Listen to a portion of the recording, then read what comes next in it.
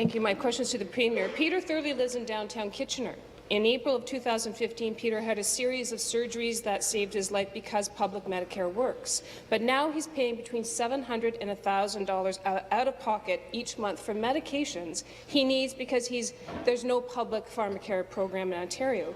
Peter has had to stop working because he still is recovering. He no longer has drug coverage.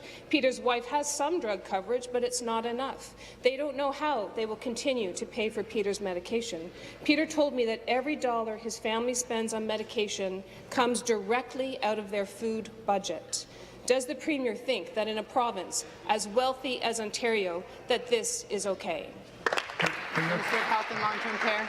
Minister of Health, Long-Term Care. Mr. Speaker, we have an excellent program in this province called Trillium, which is accessible to all Ontarians who find themselves in that very difficult, challenging situation of affordability of their medicines. And so if those costs, and it's an income-based program, Mr. Speaker, so if those costs are exorbitant, if they're unable to afford them, that there's a place where those families, those individuals can go. They can put in an application based on their expenditures, and there will be support for them based on their ability to pay. So I would encourage, I have no doubt that the member opposite is aware of this program. It's been in existence for many years in the province. I would encourage her to work with her constituent to see if there are measures that can be done through that program and others, Mr. Speaker. Thank you. Supplementary.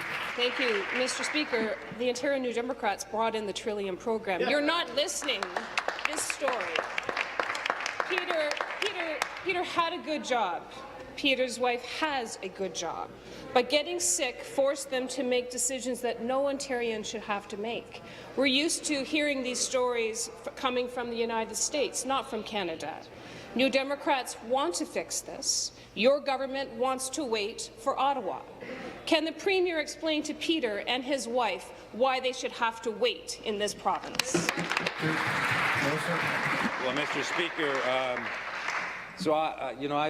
I appreciate the fact that the NDP brought in Trillium. They also were the government that removed 10% of all the drugs that were on the formulary at the time.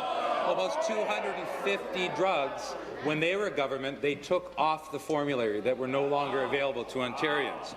But, Mr. Speaker, it's important that Ontarians understand the efforts that we've made, and we have had great success in part because of the Pan-Canadian Pharmaceutical Alliance, where we are finding across the country, and a significant portion, as you can appreciate here in Ontario, $700 million in annual savings because of the reduction in drug prices we've been able to achieve because of bulk purchasing and bulk bargaining or working out the price with the manufacturers. We've reinvested those savings into new medicines, and we continue to add it. We have more than 4,000 drugs on our formulary today.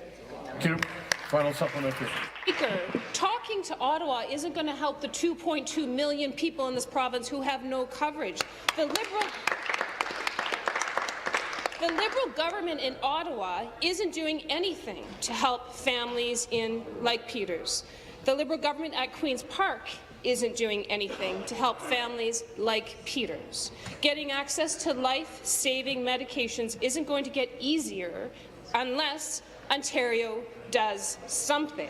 The NDP is ready to act on Pharmacare. Speaker, why doesn't the Premier of this province believe in universal public Pharmacare? Thank you.